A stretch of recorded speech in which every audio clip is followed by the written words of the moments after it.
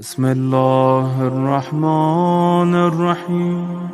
السلام عليك يا أبا عبد الله السلام عليك يا ابن بسم اللہ الرحمن الرحیم الحمدللہ الذی جعلنا من المتمسکین بولایت امیر المومنین قال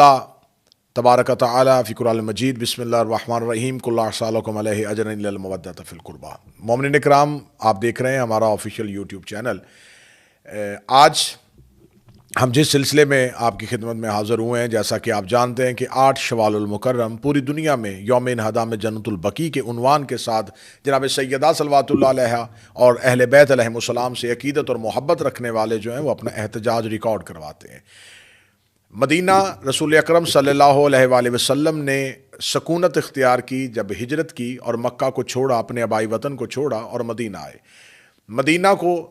سرکار رسالت مآب صلی اللہ علیہ وآلہ وسلم نے پہلی اسلامی فلاحی ریاست کے طور پہ ایک معاشرے کی تشکیل دی۔ یہ وہی مدینہ تھا جسے امن کی جگہ قرار دیا گیا، یہ وہی مدینہ تھا جسے رسول نے اپنے دور میں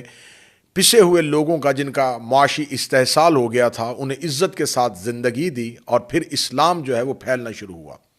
یہی مدینہ تو رسول تھا جہاں رسالت مآب صلی اللہ علیہ وآلہ وسلم اپنی اہل بیت، اپنے خانوادہ، اپنے خاندان کے ساتھ زندگی گزار رہے تھے۔ بعد از رسول اہل بیت علیہم السلام پر، رسول کے خانوادہ پر، رسول کے خاندان پر ایک بہت بڑی مصیبت ڈھائی گئی۔ جناب سیدہ صلوات اللہ علیہ کی مظلومیت، امام حسن علیہ السلام کی شہادت، امیر المومنین علیہ السلام کی شہادت، یہ سارے وہ عنوان ہیں جو رسالت مآب صلی اللہ علیہ وآلہ وسلم کی زندگی کے بعد ہمیں دیکھنے کو ملتے ہیں۔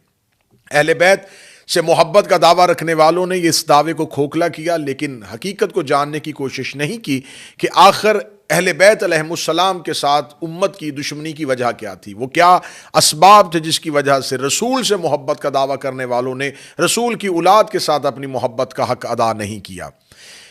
اسلام تو پھیل گیا، کلمہ تو پڑھ لیا گیا، دین اسلام پر کاربند تو ہو گئے، نماز تو رسول سے سیکھ لی، اللہ کی اطاعت تو کرنی شروع کر دی، لیکن افسوس صد افسوس کہ رسول اکرم صلی اللہ علیہ وآلہ وسلم نے بحکم قرآن جس اہل بیت سے مودت کا حکم دیا تھا، جس قربا سے مودت کا حکم دیا تھا، اس کا حق ادا نہیں ہو سکا۔ یہی وجہ ہے کہ مدینہ تو رسول میں، روضہ رسول کے پہلو میں، وہ ایک تاریخی قبرستان جو اسلام سے پہلے بقیع غرقد کے نام سے مشہور تھا، لیکن رسالت مآب کے خانوادہ کے ان شخصیات کے مدفن ہونے کے بعد یہی بقیع جنت ہو گیا۔ جنت البقیع کو مسمار کر دیا گیا، جنت البقیع کو منہدم کر دیا گیا۔ یہ کب ہوا؟ جب 1220 میں 3 سال تک کا مدینے کا محاصرہ ہوا، اور 1220 میں اس محاصرے میں قبور آئمہ علیہم السلام، قبور اہل بیت، قبور ازواج نبی، قبور صحابہ پیغمبر، ان کو منہدم کر دیا گیا۔ لیکن پھر 1227 کو جب دوبارہ عثمانی سلطنت یہاں پر قابض ہوئے اور ان کے 30ویں امیر محمود دوم نے یہاں پر آ کے جنت البقیع کی تعمیر کا دوبارہ آغاز کیا، اور 1234 میں پھر یہ 1220 میں جن کو منہدم کر دیا گیا تھا، 1234 میں ان قبروں کو دوبارہ تعمیر کیا گیا۔ لیکن پھر ایسا ہوا کہ یہی سلسلہ آگے بڑھتا بڑھتا جب آگے گیا تو پھر 1344 8 شوال المکرم 21 اپریل 1925 کو مختلف مفتیوں اور محمد بن عبد الوہاب نجدی کے فتوے کے بعد قبور آئمہ، قبور اہل بیت علیہم السلام کو دوبارہ منہدم کر دیا گیا، ان کو دوبارہ مسمار کر دیا گیا۔ ایک ایسا شرعی فتویٰ کی آڑ،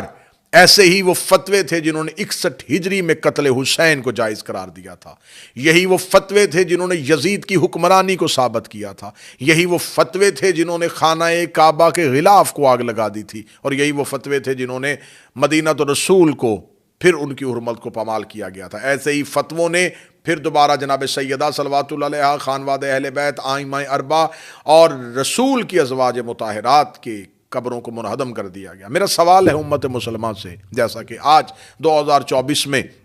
فلسطین میں مسلمانوں پہ ظلم ہو رہا ہے، اور پوری دنیا کے رہنے والے مسلمان جو ہیں وہ سراپا احتجاج ہیں کہ فلسطین کے لوگوں پر مظالم ڈھائے جا رہے ہیں، فلسطین کے لوگوں کو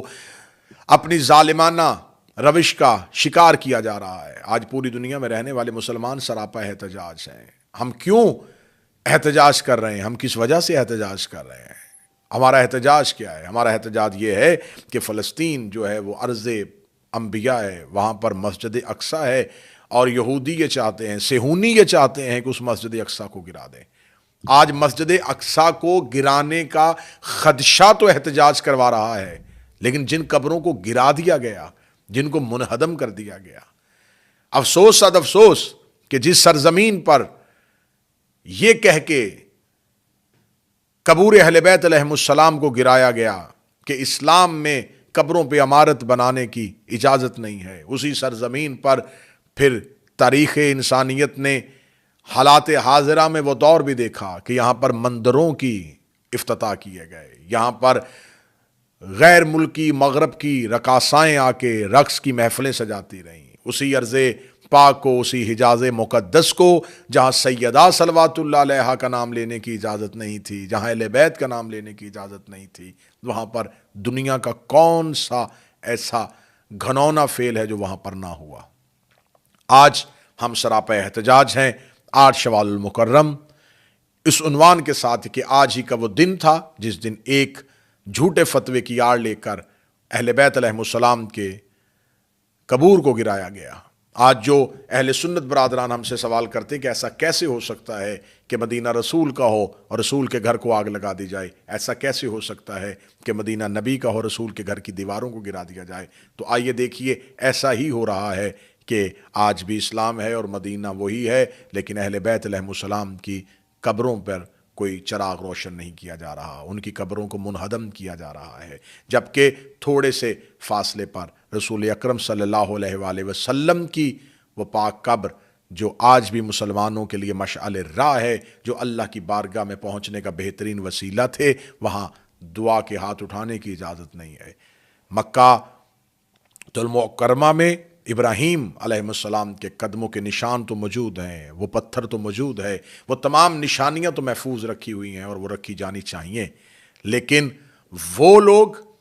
وہ ہستیاں، وہ شخصیات جنہوں نے اسلام کو زندہ کیا تھا، ان کی نشانیوں کو کیوں نہیں زندہ رکھا گیا؟ لہٰذا ہمارا احتجاج ہے، ہمارا سوال ہے امت مسلمان سے کہ آج 8 شوال کو ہم پوری دنیا سے یہ سوال کرتے ہیں کہ جناب سیدہ اہل بیت علیہم السلام کے قبور کو جو گرایا گیا اس کی وجہ کیا تھی؟ ان کو دوبارہ تعمیر کیا جائے، جنت البقیع کو دوبارہ تعمیر کیا جائے، روضہ سیدہ کو دوبارہ بنایا جائے، آئمہ کے روضوں کو دوبارہ بنایا جائے، اور صرف وہاں پر شیعوں کے آئمہ کی نہیں، وہاں پر 70,000 اصحاب پیغمبر کی قبور ہیں، وہاں پر رسول اکرم کی بیویوں کی قبر ہیں، وہاں پر حضرت فاطمہ بنت اسد جناب امیر المومنین کی والدہ کی قبر ہے، وہاں پر جناب حضرت عباس ابن عبد المطلب کی قبر ہے، وہاں پر آل ابی طالب ہے، وہاں پر آل جعفر طیار ہے، وہاں پر ایسی مقتدر شخصیات ہیں کہ جن کی تاریخوں میں نظیر نہیں ملتی اور مثال نہیں ملتی۔ خداوند متعال ہمیں اہل بیت علیہم السلام سے محبت اور اہل بیت کے دشمنوں سے نفرت کا سلیقہ عطا فرمائے۔ السلام علیکم یا علی علیہ السلام۔